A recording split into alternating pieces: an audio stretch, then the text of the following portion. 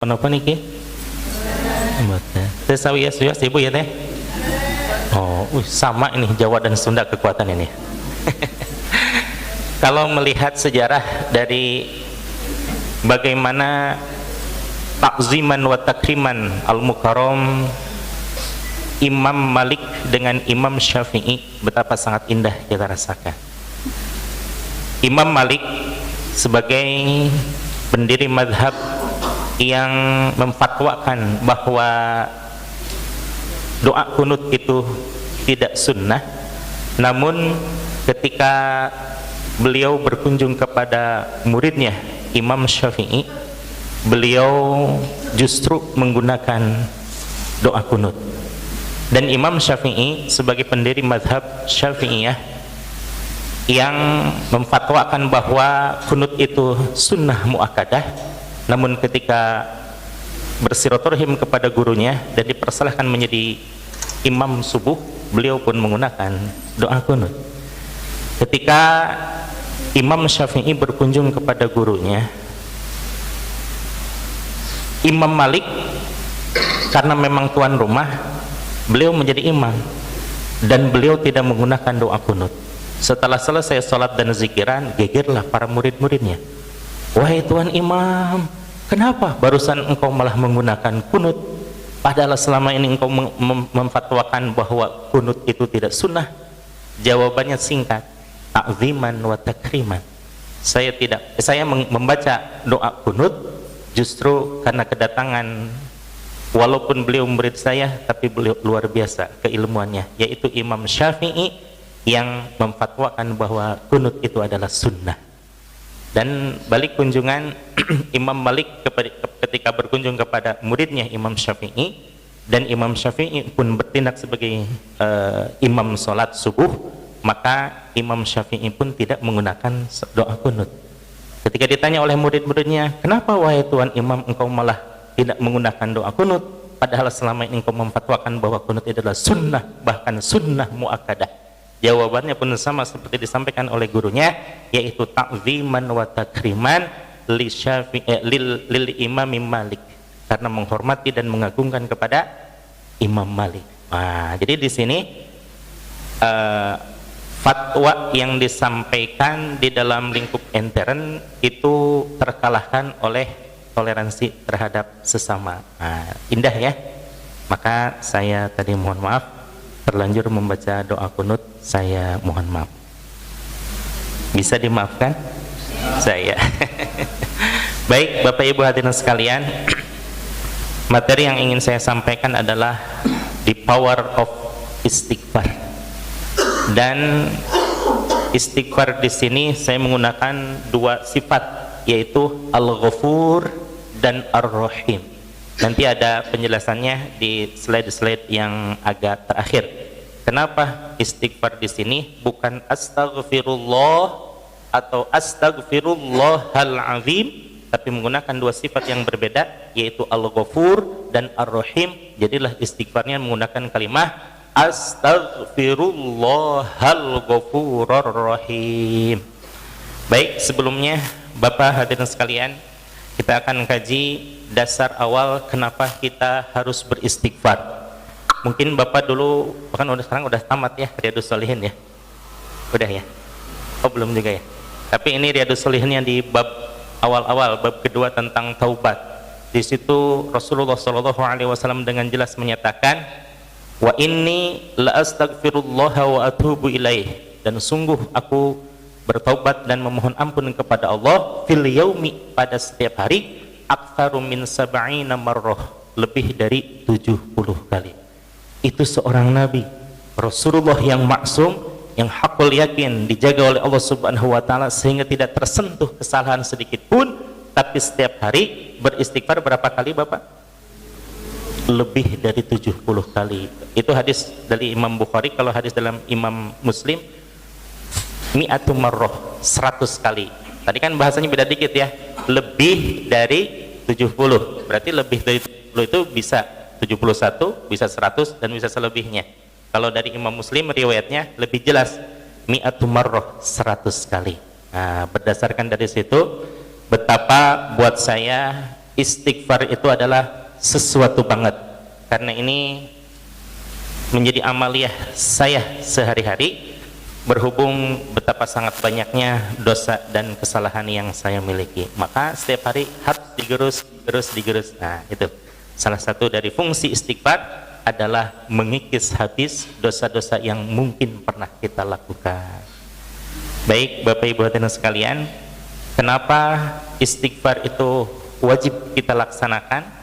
Berhubung buat saya bukan tiap hari lagi, bukan tiap jam lagi, bahkan bisa jadi buat saya pribadi mah melakukan dosa dan kesalahan itu tiap menit, bahkan tiap detik. Maka harus ada satu upaya dari diri kita supaya bagaimana dosa kita bisa berubah menjadi sesuatu yang diridhoi oleh Allah Subhanahu wa taala. Dosa sudah pasti sesuatu yang dimurkai, namun bisa dirubah menjadi sesuatu yang diridhoi. Bagaimana caranya? Lihat hurufnya.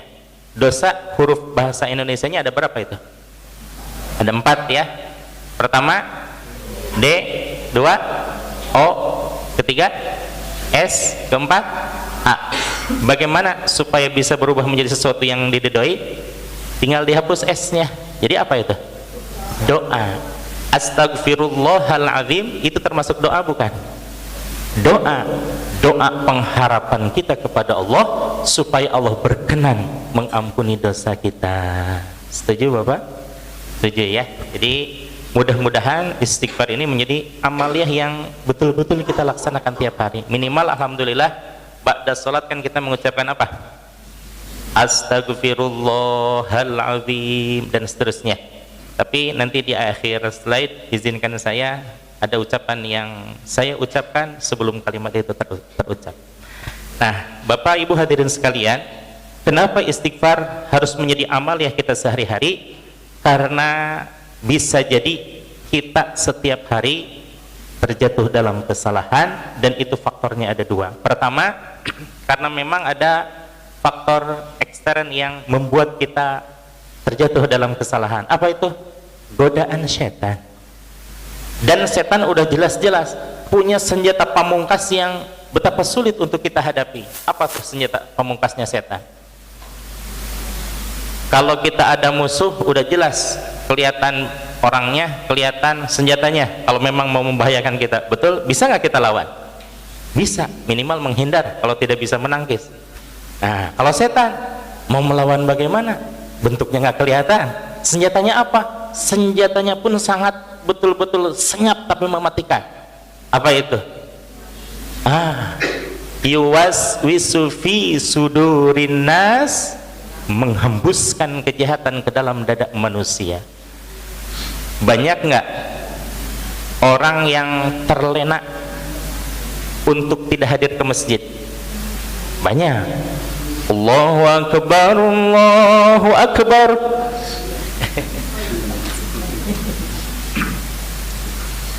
Suara azan itu hanya di suatu wilayah atau semua tempat nih? Semua tempat ya. Ada nggak yang tidak sempat hadir ke masjid? Ada. Kira-kira faktor apa itu? Banyak faktor, tapi salah satu penyebabnya adalah yuwaswisu fi sudurin nas. Sudah kalah belum itu menghadapi musuh?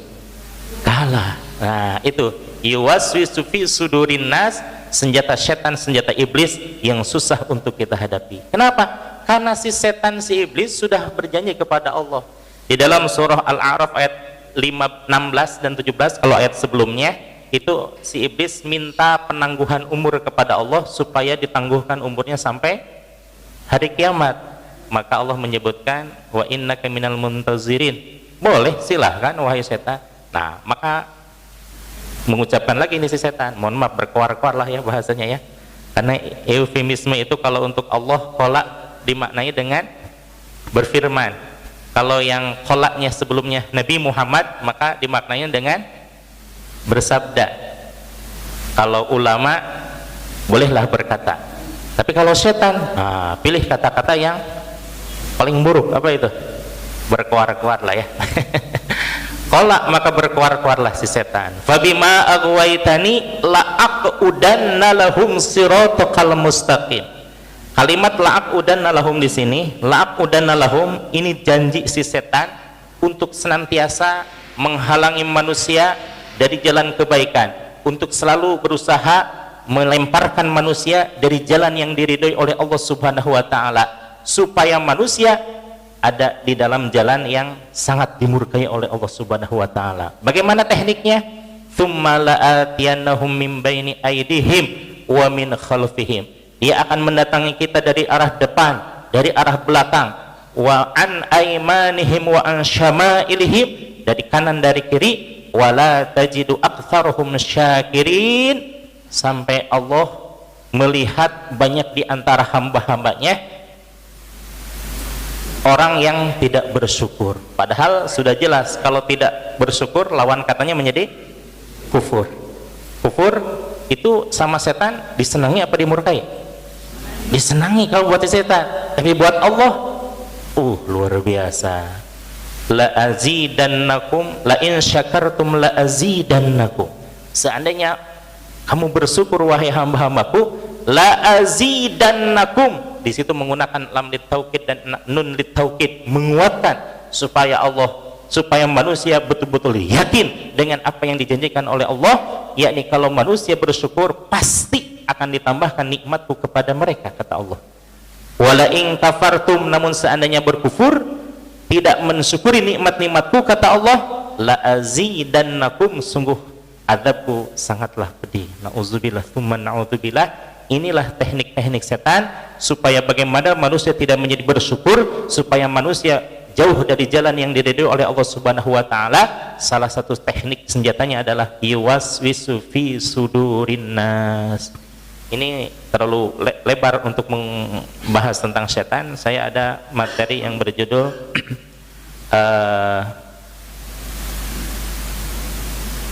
teknik untuk membentengi dari setan. Nah, ini sekilas saja. Ini yang pertama. Yang kedua, kira-kira kita bisa terjatuh pada kesalahan karena faktor apa, Bapak? Karena ada yang kedua.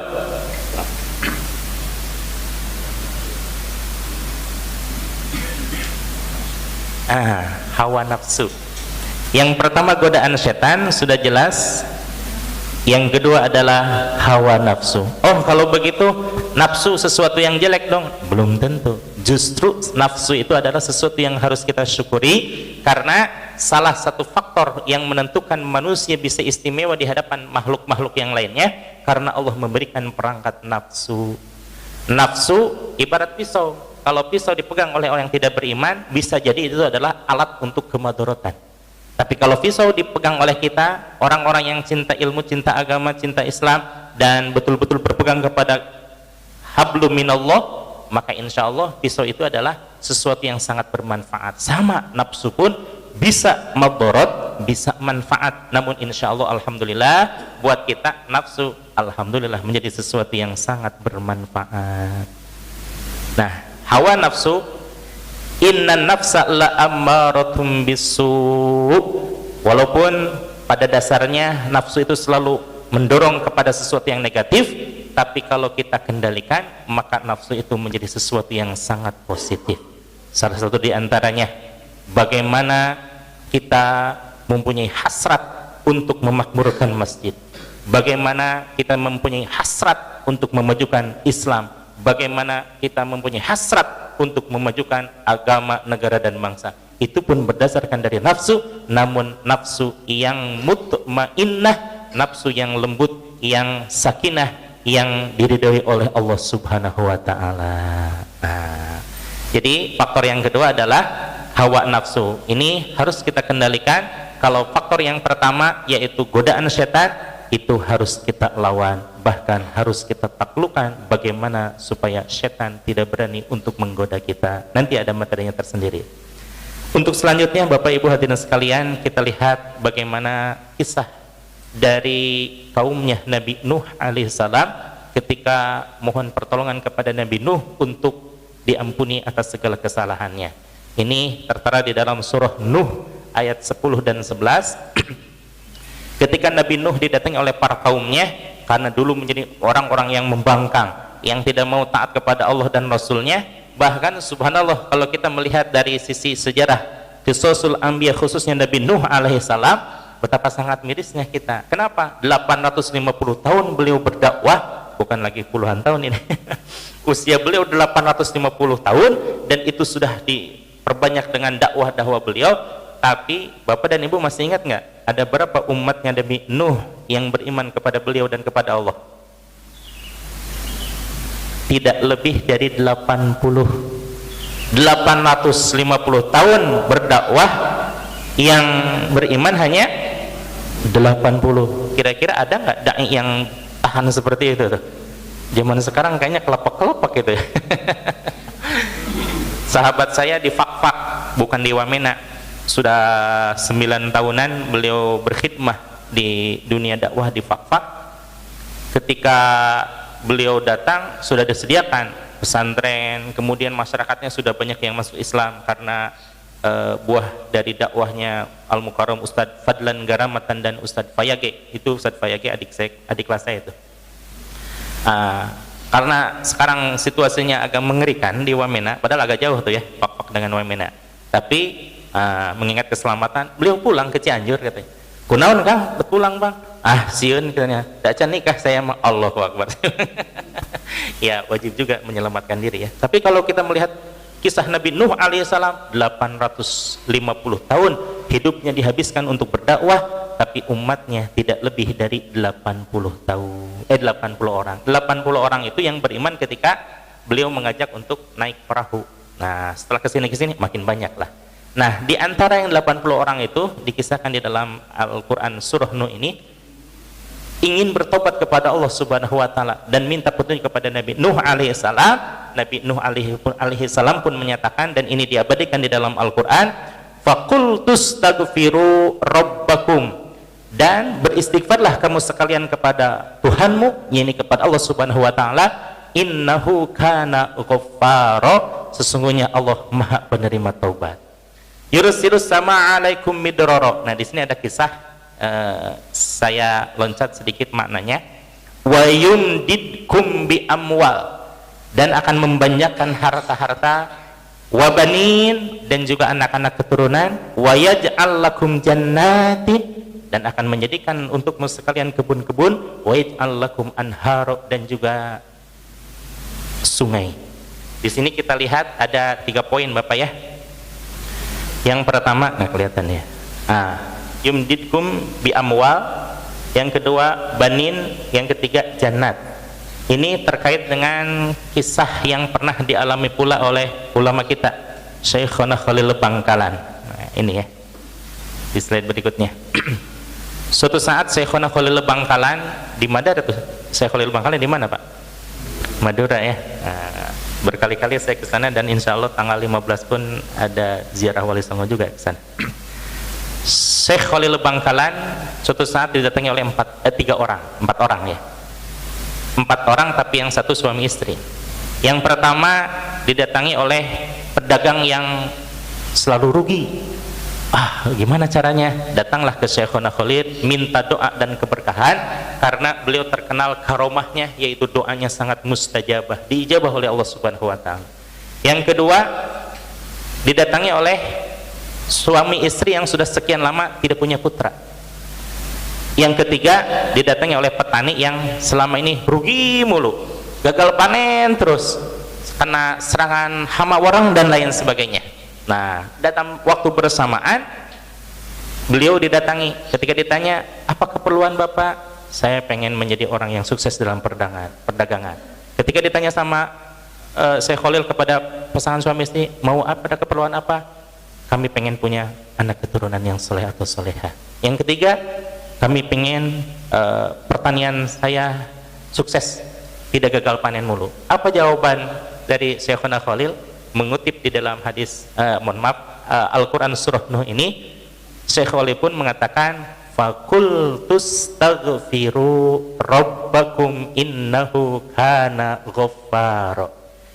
Intinya harus beristighfar kepada Allah subhanahu wa ta'ala. Dan dengan istighfar tersebut, yang pertama, yumdidkum bi amwal, akan membanyakan harta, wa banin, dan juga keturunan.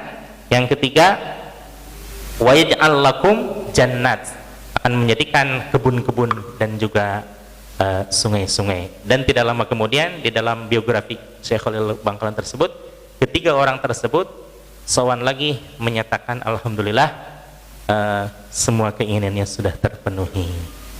Alhamdulillah. Inilah sosok dari Syekhuna Khalil Bangkalan yang subhanallah beliau di dalam biografinya, satu masa ketika satu periode dalam masa kepesantrenan beliau tidak lebih dari 41 orang, tapi 41 orang tersebut semuanya menjadi ulama-ulama besar, semuanya menjadi pemimpin pondok pesantren, semuanya rata-rata dilihat dari biografinya itu menjadi para waliullah. Dan salah satu keistimewaannya, setelah saya lihat dari biografi kiai-kiai murid-murid Syekhuna Khalil Bangkalan, itu usianya lebih dari 100 tahun. Sama seperti gurunya, guru saya itu usianya 120 tahun, yakni Syekh Abdullah Mubarak bin Nur Muhammad. Alhamdulillah saya punya guru saya berguru kepada Syekh Abdullah Mubarak bin Nur Muhammad, dan Syekh Abdullah bin Nur Muhammad ini berguru kepada Syekhuna Khalil. Bergurunya tidak lama. Kalau Kiai Hashim Asy'ari 7 tahun, kalau Syekh Wahab Hasbullah sekitar 4 tahun dan lain sebagainya. Kalau guru saya, gurunya guru saya cuma beberapa menit saja, tapi yang beberapa menit tersebut memiliki manfaat yang luar biasa, bukan hanya untuk diri dan keluarganya, bahkan untuk seluruh murid-muridnya sampai saat ini. Apa itu? Cuma di ijazahan ini, salawat ini, Allahumma sholli ala nabiyil hashimi Muhammadin wa ala alihi wa sallim taslima, dan seterusnya. Ini Syekh Khalil Bangkalan ini adalah sahabat kental dengan Syekh Tolhah Cirebon ketika mondok di tanah Makkah. Guru saya berguru kepada Syekh Tolhah Cirebon sampai 23 tahun. Setelah hampir akhir masa, wahai Abdullah Mubarak, silahkan kamu mendirikan pesantren, tapi sebelumnya tabarukan dulu kepada Syekhuna Khalil Bangkalan di Madura. Berjalanlah selama 12 hari dari Cirebon ke Madura, karena mungkin istirahat dulu ya. Setelah sampai, diijazahin. Setelah itu kata Syekhuna Khalil Bangkalan, udahlah kamu nggak usah lama-lama mas pesantren, tuh gurumu sudah nunggu di pantai Cirebon, pulang lagi sekarang.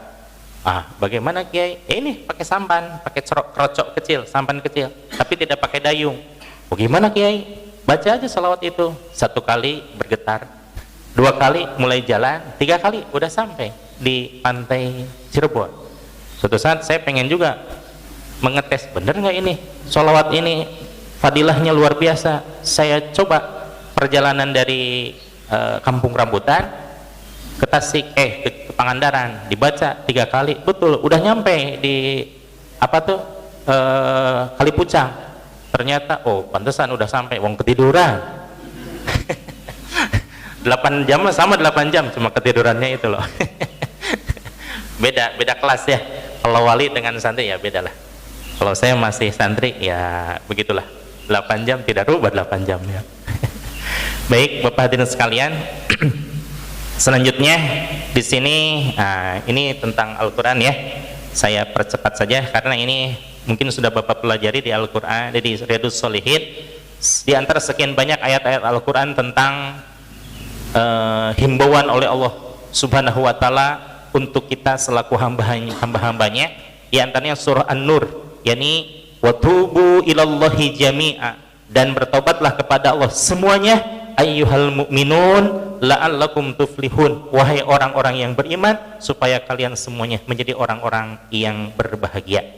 Kemudian di dalam surah Hud ayat ketiga, istaghfiru rabbakum thumma tubu ilaih, dan mohon ampunlah kepada Allah serta bertaubatlah kepada Allah.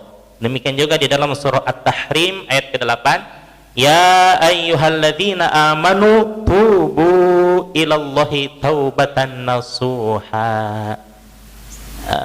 poin utamanya taubatnya itu harus taubat nasuha, bukan taubat yang lain, karena taubat nasuha itu salah satu dari syarat diterimanya taubat oleh Allah Subhanahu wa taala adalah taubat yang betul-betul bertaubat mohon ampun kepada Allah yang memiliki 3 syarat tersebut. Nah, ini hadis yang tadi saya sampaikan yang diriwayatkan oleh Imam Bukhari bahwa Rasulullah sallallahu alaihi wasallam, wallahi inni la astaghfirullah, demi Allah saya beristighfar kepada Allah, kata Rasul, wa atubu ilaih, dan saya bertaubat kepada Allah betul-betul bertaubat dengan taubatan nasuha, fil yaumi, dalam satu hari, aktsaru min sab'ina marrah, dalam satu hari lebih dari 70 kali. Kalau dari riwayat Imam Muslim ini dengan jelas menggunakan kalimat mi'ata marrah, ya ayyuhan nas, wahai sekalian manusia, tubu ilallahi wastaghfiruhu, bertobatlah kepada Allah dan mohon ampunan kepada Allah, fa inni, kata Rasul, karena sesungguhnya saya pun atubu fil yaumi, bertobat kepada Allah mi'atu marrah, 100 kali. Istimewa Bapak ya.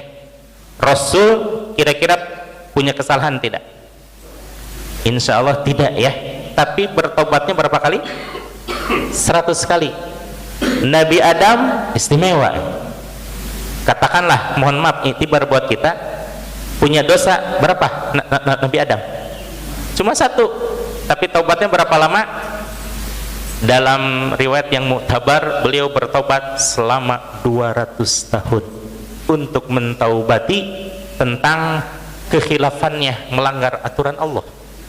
Dan di dalam surah Al-Baqarah ayat 37 ternyata ketemu apa yang menjadikan Nabi Adam diterima taubatnya oleh Allah Subhanahu wa taala. Di dalam surah Al-Baqarah ayat 37 itu rahasianya Ibu Bapak. Mana? Fatalaqqa Adamu mir rabbihi kalimatin. Kemudian Allah mengajarkan beberapa kalimat. Kalimatin di sini maknanya ada dua makna. Pertama, sholawat, dan yang kedua la ilaha illallah. Fataba alaih, maka serta-merta setelah menggunakan 2 kalimat tersebut, Nabi Adam alaihissalam diterima taubatnya oleh Allah Subhanahu wa taala. Saya punya materi tentang itu, nanti kita ada penjelasan tersendiri ya. Nah, Nabi Adam taubatnya selama 200 tahun, sementara saya mohon maaf, dosanya sauduk-uduk, saking banyaknya sauduk-uduk. Tapi taubatnya ya kalau saya mah seminggu sekali, kadang sebulan sekali, dan lain sebagainya. Jauh banget ya. Nah, maka itu mudah-mudahan setelah kita paham bagaimana kalimat istighfar, mudah-mudahan kita merasa perlu untuk menjadikan amaliyah istighfar sebagai amaliyah sehari-hari. Nah, di sini kita lihat Bapak, istighfar itu bermacam-macam ya. Yang umum kalimat istighfar seperti apa kalimatnya? Astagfirullah, betul ya, umum ya, karena itu sudah biasa kita amalkan setiap ba'da sholat minimal.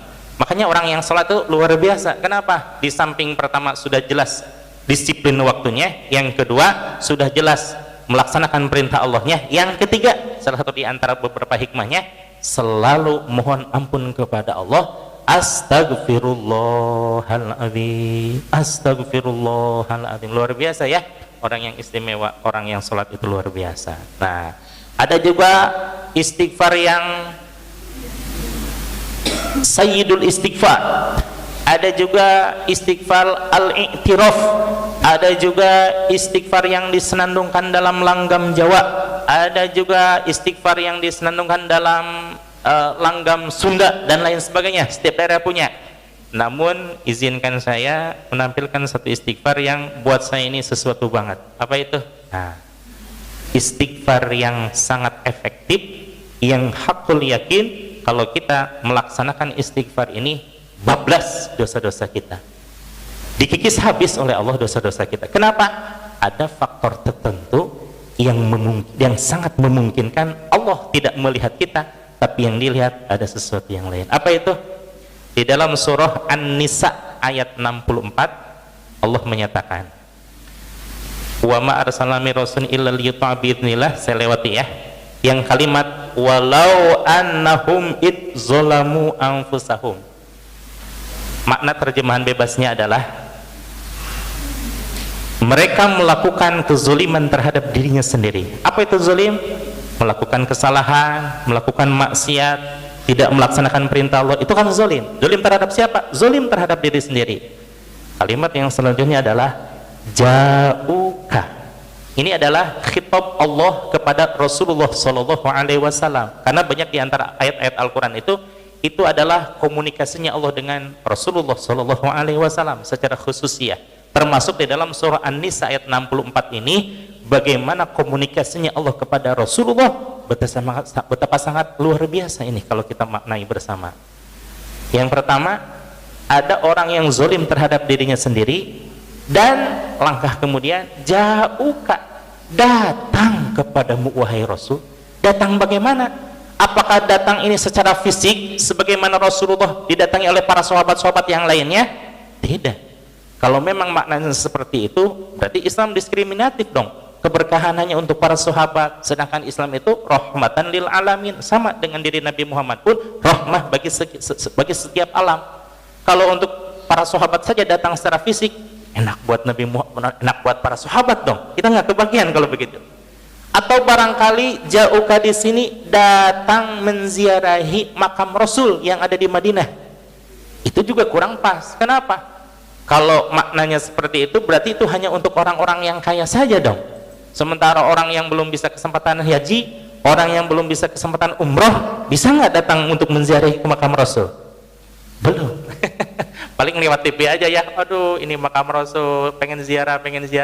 Tapi karena faktor finansial, berarti belum bisa, maka maknanya belum pas. Makna ja'uka di sini mana dong yang lebih umum, bisa dilaksanakan oleh semua umatnya Nabi Muhammad SAW. Saya ikut kepada penafsiran para ulama mufassirin bahwa ja'uka di sini, datang di sini, maknanya adalah silaturahim kepada Rasul, bukan secara jasmani tapi secara rohani. Dengan apa caranya? Dengan cara apa, Pak? Betul.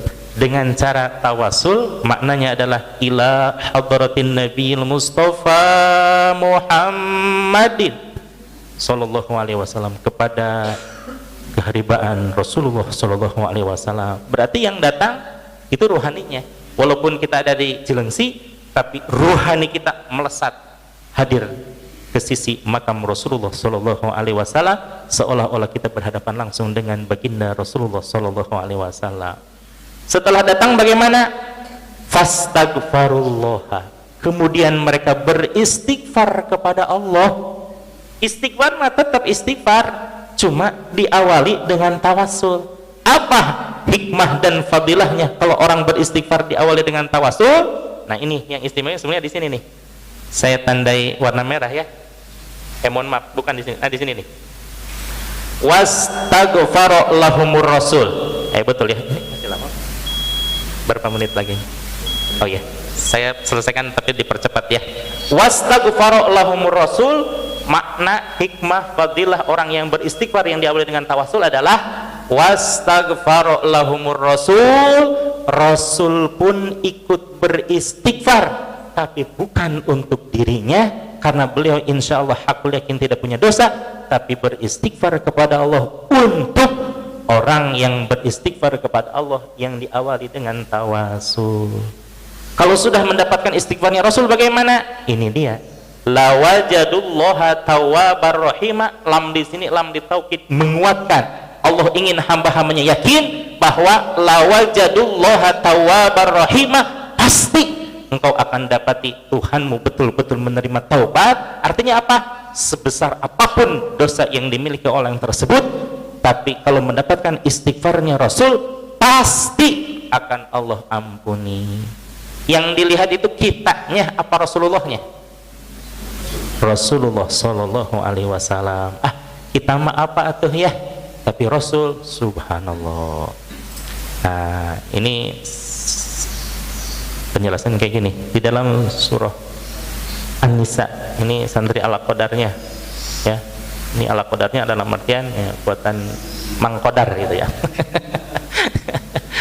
Pertama, alur taubat itu menggunakan istighfar yang efektif. Pertama, Ini pertama, merasa zulim terhadap diri sendiri karena telah berbuat kesalahan, berbuat maksiat, melanggar perintah Allah. Yang kedua, datang kepada Rasul secara ruhani, yakni beristighfar. Yang ketiga, insya Allah akan mendapatkan istighfarnya Rasul. Beristighfar kepada Allah, kemudian beristighfar yang diawali dengan tawasul akan mendapatkan istighfarnya Rasul.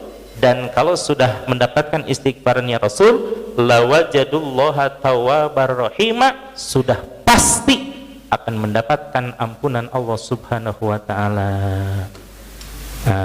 Di sini kenapa tadi saya menggunakan istighfar yang Ghafurur Rahima, bukan astagfirullah atau astagfirullahal azim, tapi astagfirullahal ghafurur rahim. Ini di dalam surah Yusuf dan surah An-Nisa yang barusan kita bahas bersama ya. Nanti ada penjelasan tersendiri. Namun disinilah kira-kira ilustrasi sederhananya. Beristighfar menggunakan lafaz astagfirullah bisa tidak? Bisa, karena memang itu umumnya seperti itu ya. Kalau astagfirullah maka maknanya saya mohon ampun kepada Allah saja, tanpa memuji, tanpa memohon kepada Allah, hanya memohon ampunan yang saja. Yang kedua, astagfirullahal azim, menggunakan kata sifat dalam artian memuji kepada Allah al-azim, yang maha agung. Dalam satu hadis yang lain Allah menyatakan betapa Allah pantang untuk menolak permohonan hambanya kalau sudah memuji kepada Allah, apalagi kalau menggunakan kata al-azim, agung. Ini adalah selendang kebesaran yang hanya boleh dipakai oleh Allah. Manusia tidak sedikit pun boleh untuk merasa besar, karena kebesaran dan keagungan hanya milik Allah Subhanahu wa taala. Yang ketiga, saya menggunakan lafaz astagfirullahal ghafurur rahim, menggunakan sifat yang dua sifatnya Allah, al-ghafur dan ar-rahim.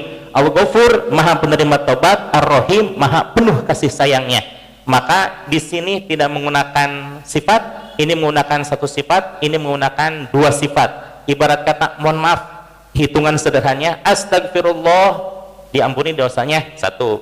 Yang kedua, astagfirullahal azim, karena al-ujur anil masaqoh, maka ada lebihnya nih, Allah memberikan ampunan, dua misalkan ya. Kalau tiga, ini kita memohon ampunan kepada Allah dengan memuji dua sifat Allah, maka ada lebihnya lagi ini. Katakanlah kita diberi ampunan 3 ampunan dosa. Mending 1, 2 apa 3 nih? 3 ya. Buat saya mah lebih banyak, lebih dahsyat, karena semakin cepat, semakin banyak beristighfar, semakin banyak dosa berguguran. Di situ ilustrasi sederhananya ya. Jadi menggunakan istighfar astagfirullah, astagfirullah boleh, astagfirullahal azim lebih umum, astagfirullahal ghafurur rahim itu untuk orang-orang yang merasa dosanya lebih banyak. Itu lebih dahsyat yang kayak gitu ya. Ini level istighfar Bapak ya. Di sini kalau tadi katakanlah yang pertama itu menggunakan lafaz astagfirullahal azim, astagfirullah ya. Level kedua astagfirullahal azim. Level ketiga astagfirullahal ghafurur rahim. Apalagi kalau sampai level keempat itu menggunakan sholawat, karena di dalam hadis yang lain Rasul menyatakan inna du'a mudabdabun bainas sama'i wal ard, sesungguhnya doa itu tergantung antara langit dan bumi, hatta tusalli alayya, sampai engkau membaca salat kepadaku maka naiklah doa itu ke hadirat Allah Subhanahu wa taala. Maka istighfar yang selanjutnya adalah istighfar yang menggunakan sholawat, karena man shalla alayya sholatan wahidatan, kata Rasul, siapa orang yang membaca sholat kepadaku 1 kali, sallallahu alaihi biha ashran, maka Allah akan memberikan rahmat kasih sayang kepada orang tersebut sebanyak 10.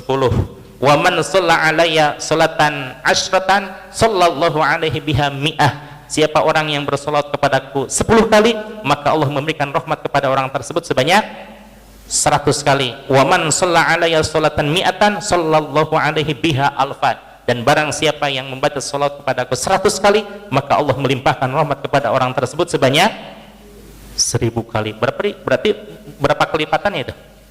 10 kali. Itu enaknya berbisnis kepada Allah. Kalau bisnis manusia, kita punya produk 100.000, paling dijual punya keuntungan katakanlah 120.000 ya, berarti cuma berapa persennya? 20%. Itu pun belum dibagi dengan administrasi, transportasi dan lain sebagainya. Tapi kalau kepada Allah, bisnis kepada Allah, 1 kali sholawat Allah membalas dengan berapa kali? 10 kali istimewa ya. Nah, apalagi kalau dilanjutkan dengan level-level selanjutnya. Yang pertama tawassul, yang kedua tadi istighfar, yang ketiga itu adalah sholawat, yang keempat apa? Zikrullah. Apa zikrullah? Nah, salah satu di antaranya kalimat tersebut, la ilaha illallah. Apalagi ibu, tadi saya sampaikan 200 tahun Nabi Adam alaihissalam bertobat untuk kesalahan berapa? Cuma satu. Berapa lama? 200 tahun. Diterima nggak tobatnya oleh Allah? Mohon maaf, belum. Sampai Allah mengajarkan satu kalimat, silahkan lihat di dalam surah Al-Baqarah ayat 37, fatalaqqa Adamu mir rabbihi kalimatin, dan Allah mengajarkan, sampai Allah mengajarkan beberapa kalimat kepada Nabi Adam alaihissalam. Menurut penafsiran para ulama, kalimat ini di situ ada 2 makna. Pertama sholawat, yang kedua sholawat yang berserta dengan tawassul sebenarnya. Yang kedua adalah la ilaha illallah. Setelah menggunakan 2 kalimat tersebut, fataba alaih, maka serta merta Allah pun menerima taubatnya Nabi Adam alaihissalam. Bagaimana salah satu dari fadilah kalimat la ilaha illallah? Satu saja. Ini terkait dengan istighfar. Kalau tadi istighfar berapa kali diampuni dosanya? 1, 2 atau 3. Ini hitungan sederhana ya. Hitungan sebenarnya luar biasa banyak. Kalau sholawat tadi berapa kali? 10 kali lipat. Bagaimana kalau dengan kalimat la ilaha illallah? Dalam satu hadis dikatakan, man qala la ilaha illallah, siapa orang yang mengucapkan kalimah la ilaha illallah wa maddaha bit takbir wa maddaha bit ta'zim, dan memanjangkan kalimah la-nya karena mengagungkan Allah Subhanahu wa taala. Nah, ini yang paling bagusnya di sini. Khuddimat lahu arba'ata alafi dzambim minal kabair, maka Allah gugurkan dosanya orang-orang tersebut sebanyak arba'ata alafin, sebanyak 4.000 dosa, minal kabair, yang termasuk dosa-dosa besar. Jadi sekali mengucapkan la ilaha illallah, di hadapan Allah 4.000 dosa. 2 kali la ilaha illallah, 8.000 dosa. La ilaha illallah 3 kali, 12.000 dosa. Oh, kok banyak banget. Jangan dilihat bergugurannya ribuan dosa, lihat simpanan dosa kita berapa banyak. Jadi buat saya, susunan-susunan istighfar seperti ini, di awal dengan tawassul, istighfar, sholawat, dan dikuatkan dengan zikrullah yang di situ menggunakan kalimat la ilaha illallah, ini merupakan sesuatu yang gue banget. Kenapa? Ini sesuai dengan dosa-dosa saya, betapa banyak, betapa luar biasa, betapa tidak terhitung dosa saya. Maka saya perlu formula bagaimana teknik supaya cepat dan tepat untuk menggugurkan dosa-dosa saya. Inilah yang saya sebut dengan the power of istighfar. Mudah-mudahan permohonan ampunan kita betul-betul diampuni oleh Allah Subhanahu wa taala. Amin ya Allah ya rabbal alamin. Mungkin itu yang dapat saya sampaikan, Bapak Ibu hadirin sekalian. Mohon maaf lebih dari waktu yang disediakan ya. Alhamdulillah. Mudah-mudahan barangkali ada manfaatnya, bisa bermanfaat buat kita sekalian. Namun kalau seandainya banyak khilaf dan salah, mudah-mudahan Bapak memaklumi, dan yang utama adalah Allah memaafkan kita sekalian. Dan untuk selamanya, mudah-mudahan Allah melimpahkan rahmat dan ridho kepada kita sekalian. Amin ya Allah ya rabbal alamin. Demikian, mohon maaf. Wallahu muwaffiq ila aqwamit thoriq. Wassalamualaikum warahmatullahi wabarakatuh.